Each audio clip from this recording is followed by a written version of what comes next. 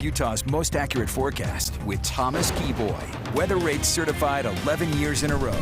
All right, with a stunning week of weather, let's head over for another look at the forecast. Yep, Thomas, incredible colors and perfect conditions to get out to see them. Yep, and in northern Utah, we're really right at the peak for the fall colors in the higher terrain. And one of the places that's seeing some lovely fall colors up at Bear Lake. This was sent in via abc4.com in the weather section there. Then Linda McReynolds shared this from Park City, Upper Deer Valley. Absolutely stunning. So if you're going for a canyon or a mountain drive, you're going to love what you see. And if you haven't been able to see the fall colors yet or haven't been able to do that canyon drive or mountain drive, you still have time. In the meantime, though, here's the view from Utah State University overlooking Old Main, all nice and quiet up here in Cache Valley, and really nice and quiet up and down the Beehive State. This is the view from St. George with our Dixie Tech camera. You can't see because of the logo right there, but the moon is shining brightly tonight, so it's quite bright.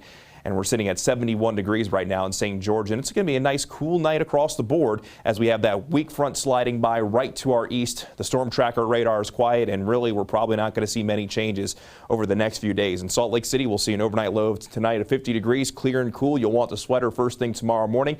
And then St. George going to be a little bit on the cool side as well, dropping into the upper 50s. So very pleasant to start off our Wednesday. We'll be halfway to the weekend at that point. And your out-the-door forecast for the Wasatch Front after the cool start by midday. Picture perfect. The temperature's at 67 degrees in Salt Lake City, and it will be a bit breezy at times tomorrow, but t-shirt weather with daytime highs along the Wasatch Front climbing into the low and mid 70s. That's still quite a bit above average, but it's a little bit better compared to earlier this week. As we look at the regional forecast, it's mostly sunny up and down the Beehive State with a high temperature of 74 in Salt Lake City, 72 degrees in Ogden, 66 degrees in Park City, 72 degrees in Duchesne. Then down in central Utah, 73 in Castledale, 68 in Nephi, 66 degrees in East Carbon, 73 in Fillmore. Then down in southern Utah, daytime high of 87 in St. George. Picture perfect hiking weather in Bryce Canyon at 66, and we'll see a daytime high of 67 degrees in Monticello. Now, as I begin the futurecast, I'll stop at tomorrow afternoon at 5 o'clock. We'll have those northwesterly winds, so it is going to be a little bit breezy at times. Probably not going to be as breezy compared to today, but I'll fast forward this all the way through the day on Thursday. And there's really just not a lot to see. That front helped drive all the moisture away, but at least the temperatures are going to be very consistent. This is the high temperature trend in Salt Lake City over the next 5 to 6 days. And each day throughout the rest of this week after tomorrow will be just a little bit warmer, but it's really not going to be too much warmer thanks to mainly a northerly flow with high pressure in charge.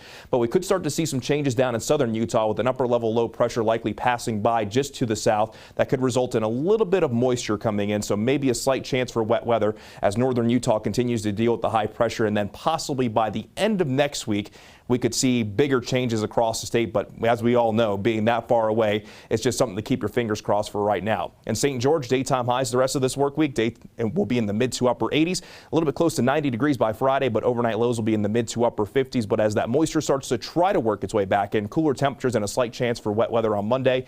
Then along the Wasatch Front, daytime highs will be mainly in the middle 70s all the way through Saturday. Overnight lows close to 50 degrees, and we'll just see a little bit more cloud coverage by the end of the weekend into early next week.